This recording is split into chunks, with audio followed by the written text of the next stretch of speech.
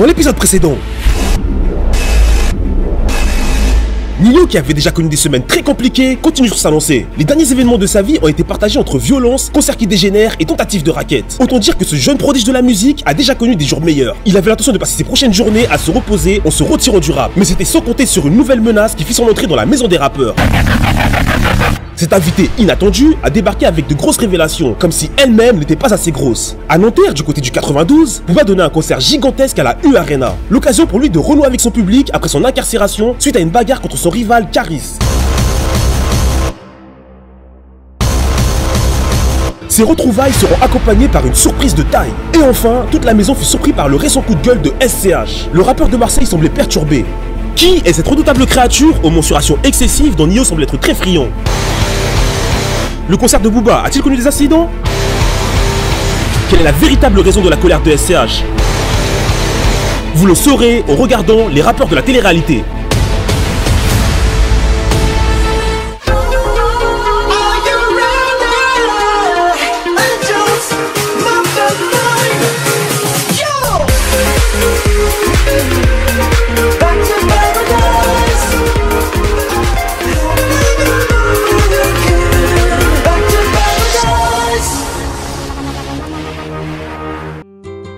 On aurait pu croire que les dernières mésaventures de Nino lui auraient servi d'expérience, et que ses mauvaises fréquentations passées auraient fait de lui quelqu'un de plus prudent. Mais il n'en était rien. Ayette, une jeune fille accessoirement escorte et actrice dans des superproductions, a fait une entrée fracassante dans la maison des rappeurs. Avec photos, vidéos et captures de conversation à l'appui, elle est sortie du silence pour s'exprimer sur sa relation avec Nino. La plupart des gens espéraient que ce soit une histoire montée de toutes pièces, et qu'un artiste à succès qui fréquente des avions de chasse dans des clips comme Punchy Night n'allait pas s'enguirlander avec des escortes qui ont une forme de tonneau. Mais comme dit l'adage, même un tonneau peut être rempli. Nino nous avait pourtant dit que son style de meuf était tout autre. La mamacita de tes rêves, celle que tu kifferais là maintenant là à côté de toi. Tu l'as vu, suis-moi, oui. Alonso.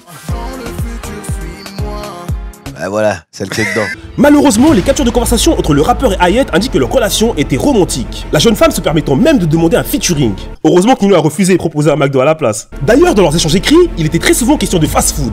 Ce qui est surprenant car il est rare qu'on puisse entretenir une relation avec une escorte en la nourrissant de Big Mac. Mais c'est sans doute ce qui explique ses formes généreuses à la Obélix. Concernant les photos et les vidéos, on peut observer que Nino est en sa compagnie. Sur les séquences, non seulement les deux tourtereaux se trouvent dans un hôtel malfamé, mais en plus Nino porte un caleçon du plus mauvais goût. On dirait qu'il est gonflable. Cette atmosphère sinistre laisse planer un doute sur le sérieux de leur relation. Tous ces éléments ont été postés sur internet par la jeune femme, sans doute dans une tentative désespérée de faire le buzz comme Kim Kardashian, son idole. Dans la vie, j'aimerais bien avoir le même parcours que Kim.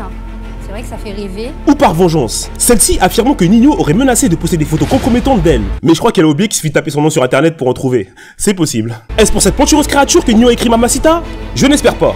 Désormais, Nino le sait. Chacun de ses prochains mouvements devra être millimétré.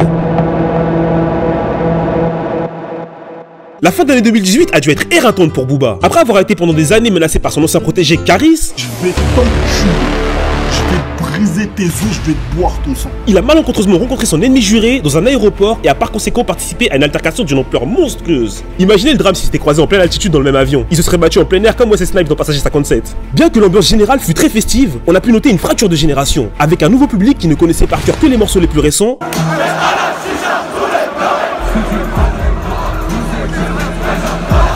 Tandis que la salle devenait aussi silencieuse qu'une salle d'attente chez le médecin quand le rappeur du 9-2 entonnait ses anciens classiques. Un nouveau public composé aussi de nombreuses filles très impliquées dans la soirée, même si certains diront que leur dot est estimée à 1 molard.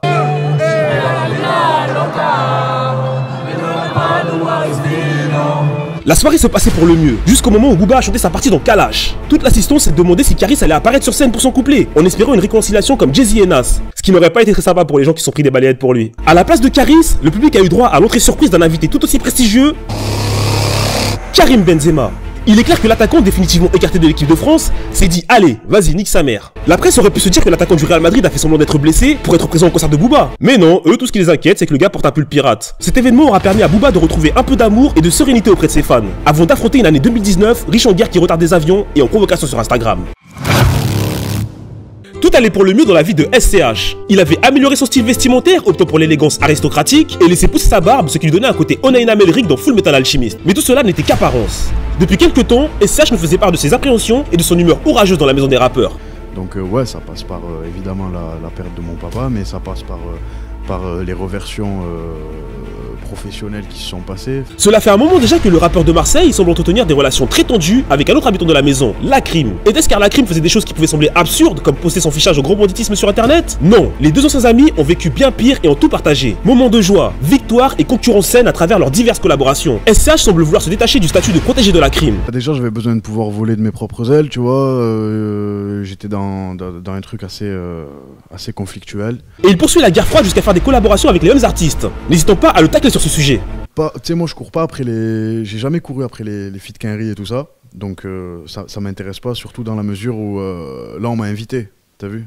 J'ai pas posé 50 ou 100 000 pour gratter un feat à un Quinry. Leur relation qui au départ filait le grand amour est désormais brisée. Préférant ne pas répondre aux récentes attaques de Lacrim, qui semblent lui être destinées, le rappeur marseillais a dirigé sa colère vers d'autres personnes. Il s'est alors exprimé dans le confessionnal à l'encontre des youtubeurs première écoute. Petite réaction par rapport à la nouvelle mode YouTube qui sévit depuis pas mal de temps maintenant, les vidéos de première écoute. Je trouve que c'est dommage qu'aujourd'hui en fait certains auditeurs se cantonnent à l'avis d'un bon penseur de YouTube qui a décidé que tel ou tel son c'était de la merde. Je trouve que ces vidéos aujourd'hui ça dessert plus le rap que ça le sert. Et le rappeur semble avoir plus que jamais du mal à cacher sa déception et son amertume. Nino réussira-t-il à sortir de cet engrenage dans lequel il semble être coincé? Booba retournera-t-il en prison, dans une cellule insalubre de 5 mètres carrés comme Ned Stark? Et SCH et Lacrim vont-ils se réconcilier un jour? Vous le saurez dans le prochain épisode des rappeurs de la télé-réalité.